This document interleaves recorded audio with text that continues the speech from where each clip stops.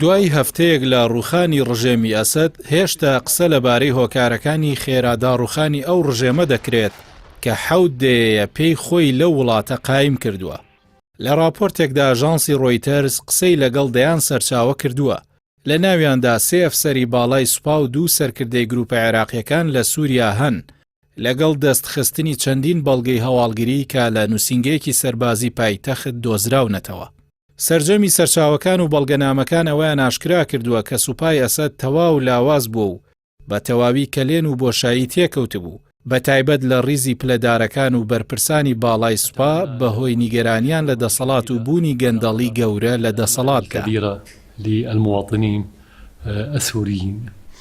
هەروەها ئەم دەسەڵاتە لە ساڵی 2011 پشتی بە هاوپەیمانە لوبنانی و عێراقیەکانی بەستووە و تێیدا باشترین یەکەکانی شەڕکەر پشتیوانیان لێ دەکرد.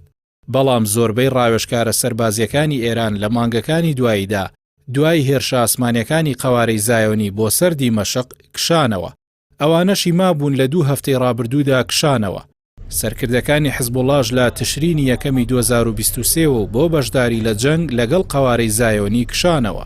سەرچاوەکان بۆ ڕۆیتەرز باسییان لەوە کردووە لە دوای کشانەوەی ئەفسەرانی ئێران و حزبوڵڵا ناوەندی فەرماندەی و کۆنتڕۆڵی سەرەکی سوپای سووریا چیتر بە جددی و دڵسۆزی کارەکانیان نەدەکرد. سەربازێکی سوپای ڕژێم چیرۆکی خۆی دەگێڕێتەوە لەبارەی ئەو خاڵی ئەوی لێبووە کە پێویستی بە 9 کەس بووە، بەڵام تەنها 3 سەربازی لێبووە و یەکێکیشیان توانای بەکارهێنانی چەکی نەبوو. دەشڵێت کاتێکیش داوامان لێکرا بەرگری بکەین، تەلەفۆنەکەم داخست و پۆشاکی مەدەنیم لەبەرکرد و شوێنەکەم چۆڵ کرد. نەبوونی پلانیش هۆکارێکی دیکەی سەرەکی بووە لە شکستی سوپای ڕژێم.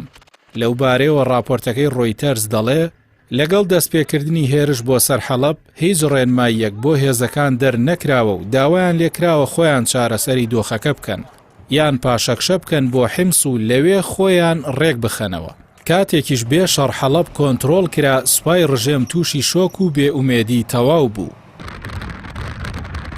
بەپێی بەڵگەنامەکانی ڕۆیتەرز بەڕێوەبەرایەتی هەواڵگری فڕۆکەوانی سووریا هۆشداری بە هێزەکانیان دابوو کە ئەگەر نەجەنگن ڕوبەڕووی سزا دەبنەوە.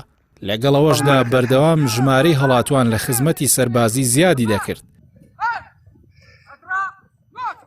دیمەنی سەربازانیش لەسەر شەقامەکان کە پۆشاکی سەربازی دەگۆڕن بۆ مەدەنی و هەڵدێن تۆمار کرا.